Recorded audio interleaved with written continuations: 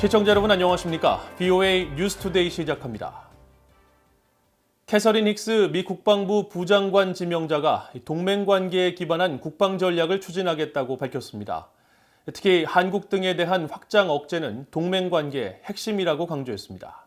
첫 소식 김동현 기자가 취재했습니다. 힉스 국방부 부장관 지명자는 2일 상원군사위원회가 개최한 인준 청문회에 출석해 핵 억지력의 중요성을 강조했습니다. 미국의 핵 억지력은 국가안보의 주춧돌로 남을 것이며 핵무기 현대화를 최우선 과제로 삼겠다는 겁니다. 힉스 지명자는 이날 중국과 러시아가 핵전력 현대화와 확장을 도모하고 북한 역시 같은 방향으로 움직이는 상황에서 미국의 핵무기 현대화의 중요성을 묻는 제임스 인호프 위원장의 질의에 이같이 답했습니다.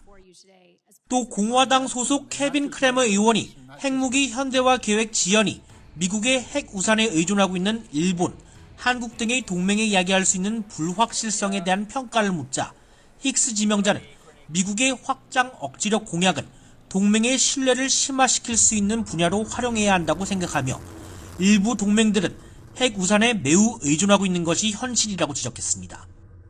그러면서 동맹의 자체 핵무장을 단념시키기 위해서도 매우 중요하다며 비확산 측면에서 미 국익에 매우 중요하다고 강조했습니다. And that helps dissuade their own internal dynamics that might look to develop nuclear weapons themselves. It helps dissuade that viewpoint. So I think it has a significant non-proliferation benefit to the United States by keeping countries that might otherwise pursue nuclear weapons from doing so. 이어 2018년 국방부가 발표한 국방안보전략보고서의 수정을 예고하면서 전략 이행 과정에서 깨닫게 된 교훈을 숙지하고 미국의 국력을 구성하는 요소와 동맹, 우방 간 통합성 개선에 초점을 둘 것이라고 강조했습니다. 힉스 지명자는 전 세계에 걸친 위협에 효과적으로 대처하기 위해 미국은 동맹의 방위 부담 분담은 중요하다면서도 전술적 차원의 문제가 동맹의 전략적 가치보다 우위에 놓여서는 안 된다고 밝혔습니다. And we should always be focused on burden sharing, ensuring that allies fulfill their commitments. But that when it becomes that tactical issue, it overrides the strategic value of the alliances that the Chinese and Russians could only hope to match. 이날 청문회에서는 북한에 대한 직접적인 언급은 없었지만 힉스 지명자가 제출한 서면 답변서에는 북한의 핵 위협에 대한 본토 방어와 우주 역량에 대한 평가를 밝혔습니다. 힉스 지명자는 북한의 ICBM에 대한 본토 방어 역량을 계속 강화하는 한편 북한의 반우주 위성 위협에 대한 전략 개발에도 힘쓸 것이라고 답변서에 명시했습니다. VOA 뉴스 김동현입니다. 유엔 인권 최고대표 사무소가 북한 정권의 반인도적 범죄에 대한 국제사회의 책임 추궁을 거듭 강조한 가운데 미국의 전문가들이 이 사안에 대한 국제형사재판소 ICC 회부가 중요하다고 강조했습니다. 하지만 중국과 러시아의 거부로 현실적인 난관이 큰 만큼 유엔 안보리 내 북한 인권 논의와 특별재판소 설립 등 대안이 필요하다고 제안했습니다. 김영교 기자가 취재했습니다. 유엔 국제법 전문가인 제러드 겐서 변호사는 2일 VOA와의 전화통화에서 북한의 심각한 인권 침해에 대한 국제형사재판소 회부는 반드시 이뤄져야 한다고 말했습니다. Absolutely. I mean, I think there's no question at all that Kim Jong-un, his regime, and his father and grandfather before him, have been committing crimes against humanity, against the people of North Korea. 북한 주민들을 굶주리게 하고 수십만 명을 혹독한 강제 수용소에 가두는 행위, 또 외국인들을 납치한 행위는 모두 국제사회가 규정한 반인도적 범죄에 해당한다는 겁니다. 유엔 인권 최고대표 사무소는 앞서 유엔 인권이사회에 제출한 보고서에서 북한의 인권 침해 상황을 국제형사재판소 ICC에 회부해야 한다고 권고했습니다. 이 기구의 수장인 미첼 바첼레트 유엔 인권 최고대표는 2일 보도자료에서 반인도적 범죄에 부합할 수 있는 인권 침해가 북한에서 계속 자행되고 있다며 국제 공동체가 정의를 우선시하고 북한 주민들에 대한 중대한 인권 침해가 중단되도록 즉각 조치를 취해야 한다고 촉구했습니다. 뉴욕 콜럼비아 대학교 법과대학원의 노정호 교수는 북한 인권 문제의 ICC 회부는 북한 정권을 크게 동요시킬 수 있는 사안이라고 밝혔습니다. ICC로 이제 김정은 이제 회부가 돼가지고 실제로 재판을 받고 했을 경우에는 그 부분에 대해서는 실질적인 어떤 퍼니시먼트, 징벌이 가해질 수 있으니까 어떻게 해서라도 그거는 이제 북한 입장에서는 피하려고 하는 거고 그게 이제 관할권이 없다고 주장을 하고. 노 교수 등 전문가들은 그러나 국제형사재판소 회부가 현실화되기까지는 난관이 많다고 지적했습니다. 북한이 ICC 설립의 근거인 로마 규약 비준국이 아니기 때문에 ICC에 회부하려면 유엔 안보리 상임이사국들의 만장일치 의결이 필요하다는 겁니다. 북한 전문가인 조슈아 스탠튼 변호사는 유엔 안보리 상임이사국인 중국과 러시아가 정치적 이유로 이를 거부하는 게 걸림돌로 작용하고 있다고 지적했습니다. It has to be a consensus vote of the United Nations Security Council.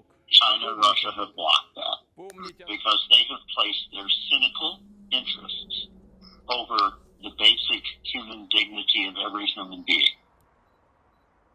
미국이 ICC 회원국이 아니기 때문에 중국과 러시아를 더 강하게 압박하는 데 한계가 있다는 지적도 나옵니다.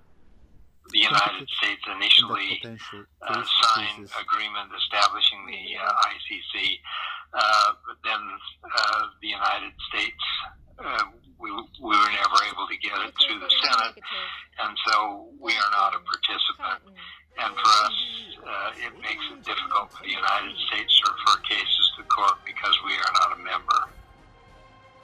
킹 전 특사는 그러나 미국이 2014년부터 2017년까지 유엔 안보리 내 북한 인권 문제 논의를 주도해왔다면서 이는 북한 정권이 실질적인 압박을 느끼는데 효과적일 수 있다고 말했습니다. 전문가들은 또 국제적 차원의 임시재판소나 특별조사단 구성을 제안하면서 이 같은 방법이 법적인 구속력은 약하지만 기본적으로 압박 수단이 될 수 있기 때문에 현실적으로 거의 유일한 대안일 수 있다고 지적했습니다. VOA 뉴스 김현경입니다. 전 세계 민주주의 수호를 위한 미국의 리더십 복원을 표방한 조 바이든 대통령이 미얀마 군부 쿠데타 사태로 딜레마에 놓였다고 미국 전문가들과 주요 언론들이 분석했습니다. 바이든 대통령은 앞서 민주주의 국가들과 연대를 강화해 독재와 권위주의 국가들의 부상에 대응하겠다고 밝혔고 이번 미얀마 쿠데타에 대해서도 민주주의와 법치에 대한 공격이라며 그 책임을 물을 것이라고 강조했습니다. 미국의 주요 언론들은 그러나 바이든 대통령이 쿠데타를 일으킨 미얀마 군부에 강력한 제재를 가할 경우 미얀마가 중국에 밀착할 가능성이 커져 중국 견제에 부정적 영향을 줄 수 있다면서 그의 대중구상이 초반부터 난관에 부딪혔다고 평가했습니다. 월스트리트 저널은 미얀마의 군부 쿠데타가 아시아에서 바이든 행정부의 큰 외교적 시험이라며 미얀마를 중국에 밀착시키지 않으면서 대응해야 하는 어려운 결정에 직면했다고 지적했습니다. 아시아 전문가들도 주요 매체 기고문과 인터뷰를 통해 비슷한 반응을 보이면서 바이든 대통령이 전 세계에 자신이 한 약속이 진지하게 받아들여지기를 원한다면 미국은 신속히 대응해야 할 것이라고 지적했습니다. 한국 국방부가 새 국방백서에서 일본의 비판적인 내용을 담은 데 대해 일본 정부가 공개적으로 항의했습니다. 교도통신 등 일본 언론들은 일본 방위성 당국자가 2일 주일 한국 대사관 무관을 조치해 백서 내용에 대해 항의하고 강한 유감의 뜻을 전했다고 보도했습니다.